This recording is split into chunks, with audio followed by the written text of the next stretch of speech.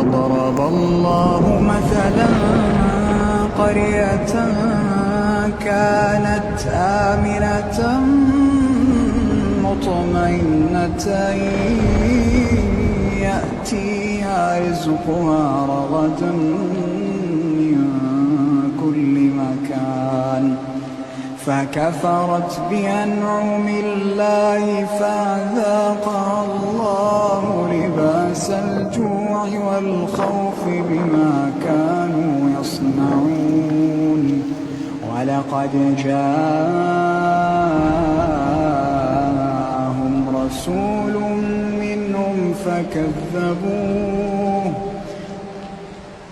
فأخذهم العذاب وهم ظالمون.